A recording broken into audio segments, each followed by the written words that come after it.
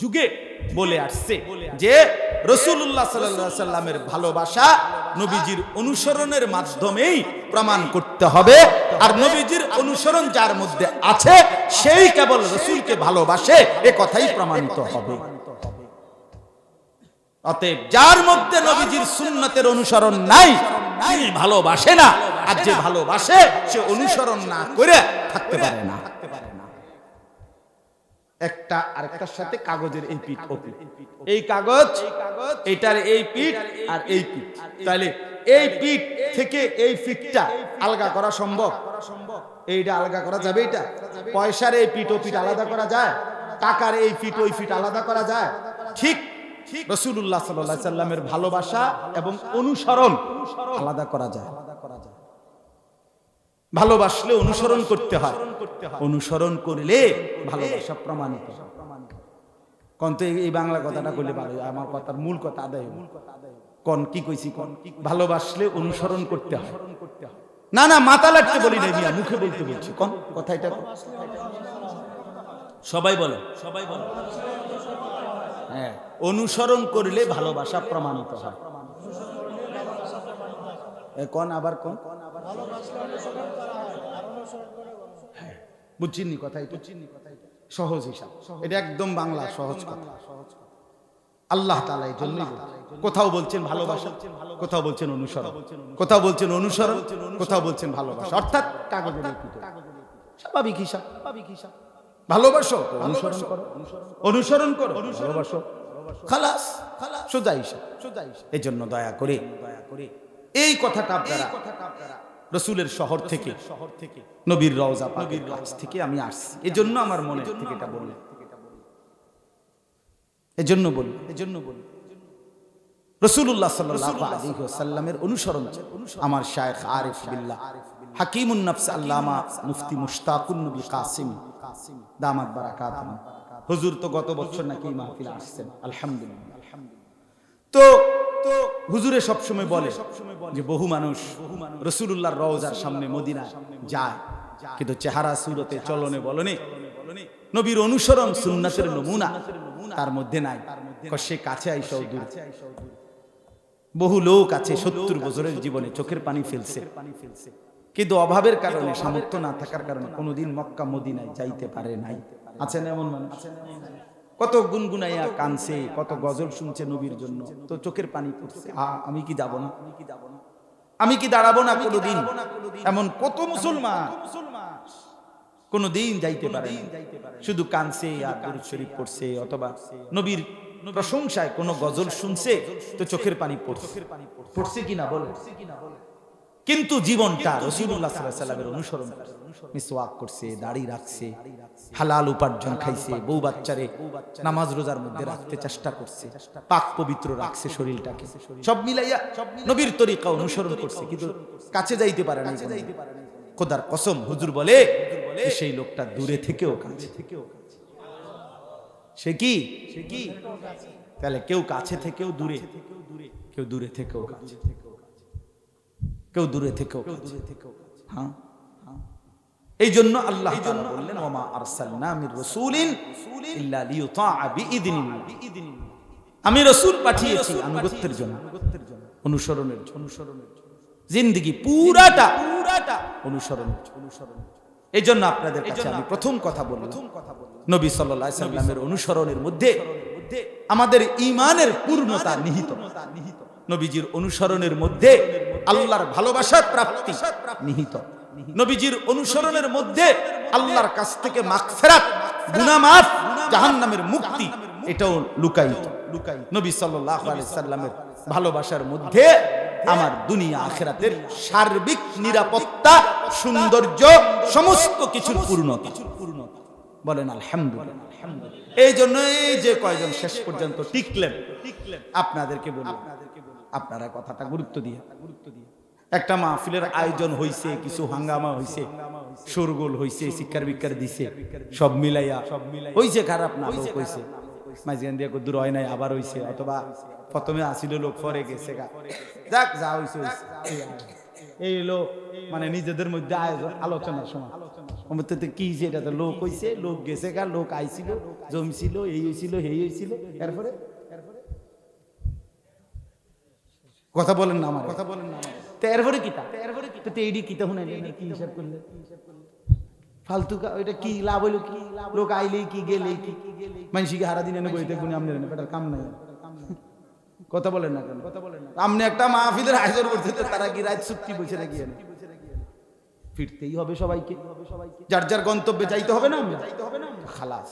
এই আসা যাওয়ার মূল বিষয় অনুভূতি জাগলো কিনা, বিবেকের মধ্যে একটু হইলো আগাইবার একটা মানুষ।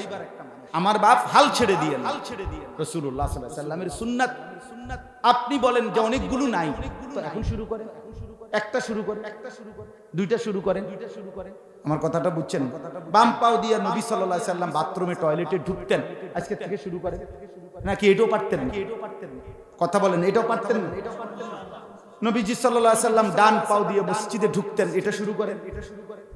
নবীজি নিয়মিত মিসওয়াক করতেন, 20 টাকা দিয়ে একটা মিসওয়াক কিনে আপনি অনুসরণ করেন, মিসওয়াক করতেন নবীজি। একবারে ইন্তেকালের দিন, নবীজি যেদিন পৃথিবী থেকে বিদায় নিছে, জান কবজ করছে আজরাইল, সেই দিনও নবীজির হাতে আল্লাহর কসম মিসওয়াক হাতে। বেরস না, বেরস আর টুথপেস্ট এটা ছিল না, মিসওয়াক ছিল।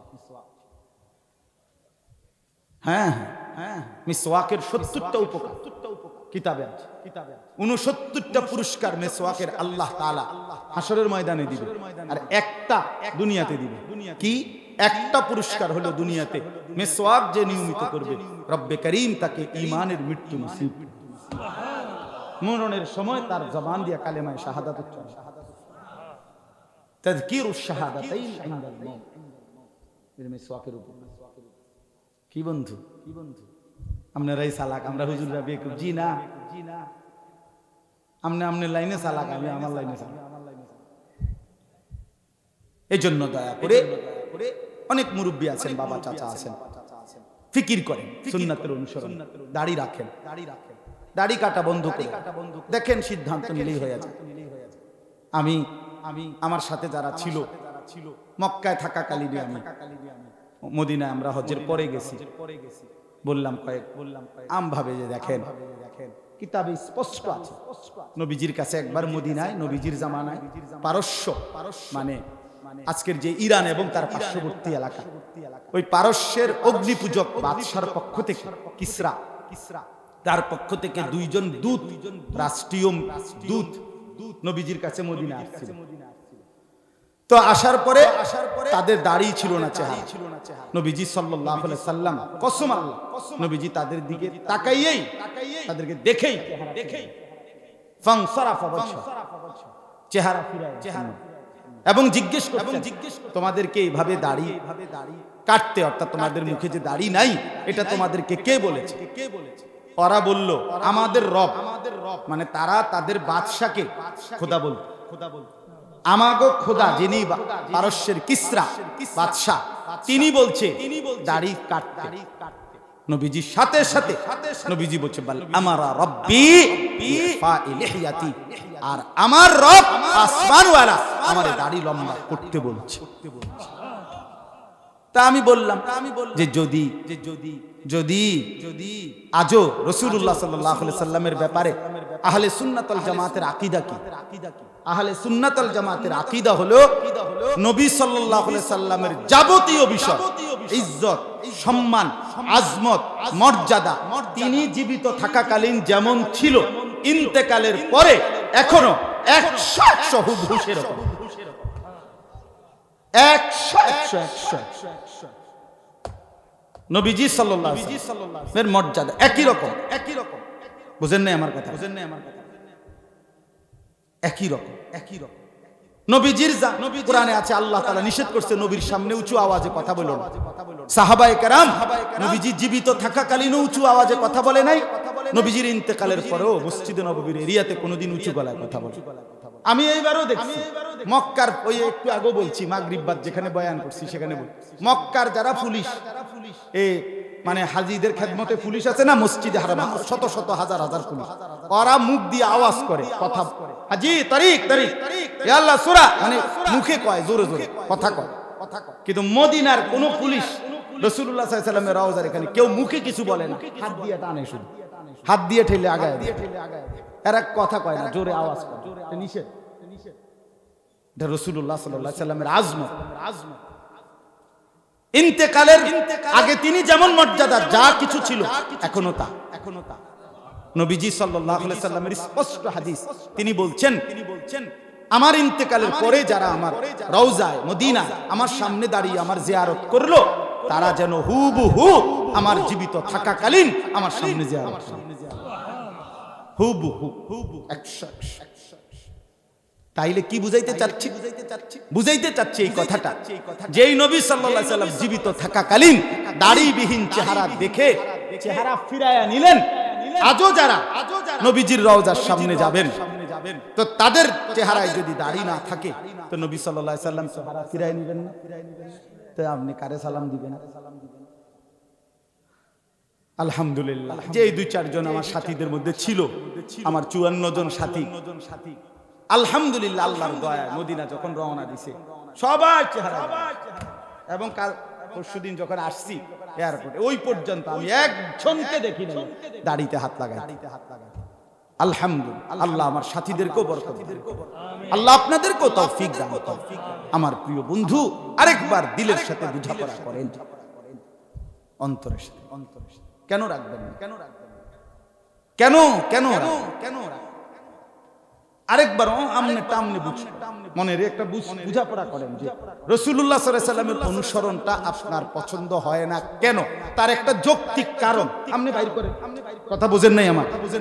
আরে আমার কথাটা বুঝছেন কিনা? এটার একটা কারণ দর্শন, একটা কারণ কর না। কথায় কথায় গালি দেন মুসলমান হইয়া, এটা কারণটা বলেন না কি আসলে? কথা বলেন।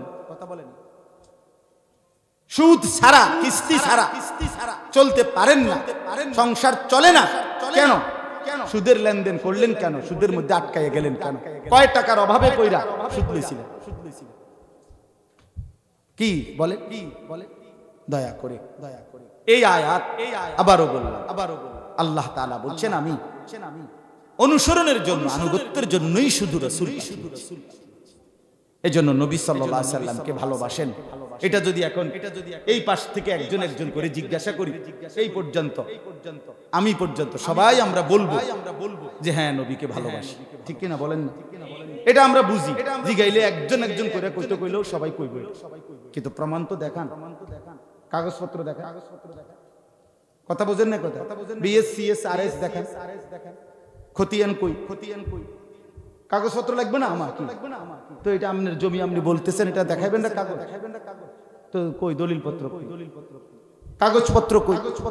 রাসূলুল্লাহ সাল্লাল্লাহু আলাইহি ওয়াসাল্লামের ভালোবাসার প্রমাণ অনুরোধ রইল, আপনি আপনার ভালোর জন্য, আমার জন্য না, আপনার ভালোর জন্য আপনি নবীজির অনুসরণ, তাইলে আপনার ভালো হবে, ভালোবাসা প্রমাণ।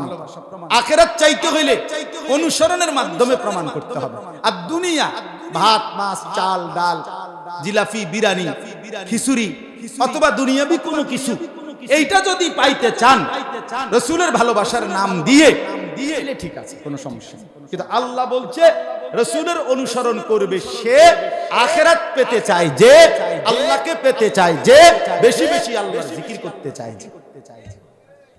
আখিরাত যদি দরকার লাগে তাইলে এই সম্মান করলে হইতো না। না কাকু, বিড়ি খাইতে খাইতে নবীর ভালোবাসা, জি না, এত রঙে দোয়ান বাহি খায় না, এত রং না, এত তামাশা না। এটা দুনিয়া পাওয়া যাবে, দুনিয়া মিলবে, আখিরাত মিলবে, আখিরাত। এবার আসেন দ্বিতীয় অংশ, শেষ কথা। একটু আগে আমরা এটা বলছি, নবী সাল্লাল্লাহু আলাইহি সাল্লামের অনুসরণের মাধ্যমে আমাদের আল্লাহ আমাদের গুনাহ মাফ করে দিবে, ঠিক কি না বলেন? ওই যে ওয়াগফির লাকুম যুনুবাকুম, আল্লাহ বলছে তোমাদের গুনাহও মাফ করে দিবে। তাহলে আমাদের মাগফিরাত আমাদের দরকার কিনা? কথা বলেন না? এই শেষ কথাটা শেষ, আর একটু কথা, এটাই শেষ। আমাদের মাগফিরাত আমাদের দরকার কিনা? আমাদের প্রত্যেকের জিন্দেগিতে নেকি চাইতে গুনাহ বেশি কিনা? অনেক বেশি। আমারও আপনার অনেক অনেক অনেক অনেক গুনার দিকে তাকাইলে নেকি বলতে কিচ্ছু, অন্ধকারই দেখা। এই জন্য মাগফিরাত দরকার, আমাদের গুনাহ মাফ পাওয়া দরকার। তো আল্লাহ তাআলা এই আয়াতের মধ্যে একজন মুসলমান মুমিন নিজের গুনাহ মাফ পাওয়ার জন্য, নিজের গুনাহ মাফ করাইবার জন্য একটা দারুণ চমৎকার কার্যকর একটা পদ্ধতি, কৌশল আল্লাহ বলছে। কৌশলটা কি? কৌশলটা হলো নবী সাল্লাল্লাহু আলাইহি সাল্লামের দরবারে ওনার সম্মুখে গিয়ে হাজির হওয়া। নবীজির সামনে গিয়ে দাঁড়ানো। নবীজির সামনে গিয়ে দাঁড়াইয়া কেউ যদি আল্লাহ তাআলার কাছে নিজের গুনাহ মাফ চায় আর সাথে দিল থেকে এটা বলে, হে আল্লাহর রাসূল, আপনাকে সামনে নিয়ে আমি আল্লাহর কাছে আমার গুনাহ মাফ চাচ্ছি, আপনিও লগে আমার জন্য আল্লাহর কাছে একটু সুপারিশ করেন, আমারে আল্লাহ যেন মাফ করে দেয়। আল্লাহ এই আয়াতে বলছে, বন্ধু আপনার উম্মতের আবদারে আপনি যদি কোন আমার কাছে, আমি লগ লগ 100 মাফ চাই। আপনি শুধু কুদুর কইলে এইটাই। ওয়ালাউ আন্নাহুম ইয যালামু আনফুসাহুম, রব্বুল আলামিন বলেন আমার বান্দারা যদি পুরা জিন্দেগি গুনাহ করে ফেলে, নিজের উপরে জুলুম করে ফেলে, গুনার সাগর যদি পাহাড় পরিমাণ গুনাহ করে ফেলে, কোটি কোটি গুনাহ যদি করে, জাউকা এরপরে আপনার সামনে আসে, আপনার সামনে হাজির হয়, ফাস্তাগফিরুল্লাহ, এরপরে আপনাকে সামনে নিয়ে যদি আমি আল্লাহর কাছে গুনাহ মাফ চাই, ইস্তিগফার করে, ওয়াস্তাগফারা লাহুমুর রাসূল, আর তাদের জন্য আপনি রাসূল যদি আমি আল্লাহর কাছে একটু মাফ চান, মানে সুপারিশ করেন, আপনি বন্ধুও যদি বলেন যে আল্লাহ আমার এই উম্মতকে আপনি মাফ করে দেন, লাওয়াজাদুল্লাহ তাওয়াবার রহিমা, আল্লাহ বলে বন্ধু আমি ওয়াদা দিলাম সাথে সাথে আমি আল্লাহকে আপনি তওবা কবুলকারী হিসেবেই পাবেন। তাহলে আল্লাহ বলছে আপনার সামনে এসে যদি কেউ মাফ চায় আমি আল্লাহর কাছে, আপনিও যদি বলেন তাইলে আমি মাফ করে দেব। এটা জীবিত থাকাকালীন যেমন, ইন্তেকালের পরে এখন রাসূলুল্লাহর মদিনায় রওজা আতহারের সামনে দাঁড়াইয়া বললে, আর নবী যদি আমার দিলের দরদ আর ব্যথা দেখে, নবীর মহব্বত অনুসরণ দেখে, আর রাসূল সাল্লাল্লাহু আলাইহি সাল্লাম যদি কুদ্দুর বলে, খোদার কসম আল্লাহ মাফ করে দেবে, মাফ করে দেবে। এটার প্রমাণ, এই একটা প্রমাণ বলে শেষ করছি। কিতাবের মধ্যে, সব কিতাবে একটা বিখ্যাত ঘটনা আছে। একজন বড় বুজুর্গ ছিলেন, উবাইদুল্লাহ আল আতবী রাহমাতুল্লাহি আলাইহি, ওনার নাম আতাবিও বলে। তো এই বুজুর্গ আল্লাহর ওলি, আল্লাহর এক নেক বান্দা।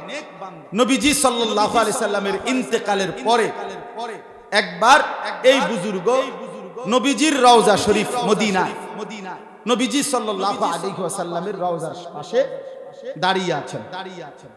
তো এই অবস্থায় একজন সহজ সরল মুসলমান, সাধারণ মুসলমান, এই লোকটা আয়েশা নবীজি সাল্লাল্লাহু আলাইহি সাল্লামের রওজার সামনে, সেই লোকটা এসে দাঁড়ায়, এই বুজুর্গও পাশে দাঁড়ায়। শুনতেছেন কথাটা? এইটাই শেষ কথা, এই শেষ ঘটনাটা বলতেছি। সব কিতাবে আরবি, উর্দু, বাংলা, নবীজির মদিনার ফজিলত, জিয়ারতের ফজিলতের উপরে যত কিতাব আছে ওখানে আছে এই কথাই, ঘটনাটা। তো এই লোকটা, ওই যে সাধারণ গ্রাম্য সহজ সরল মুসলমানটা, আয়েশাই, এই বেটা আহাম্মক, কথা বলো কেন, ফালতু কথা কার,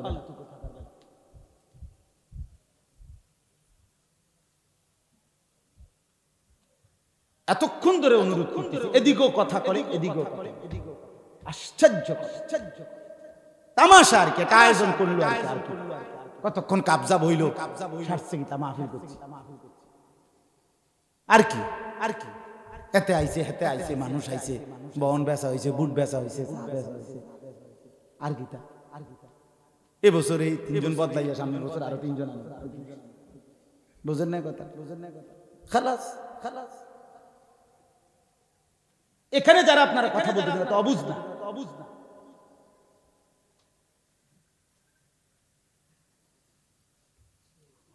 আস্তাগফিরুল্লাহ, আস্তাগফিরুল্লাহ।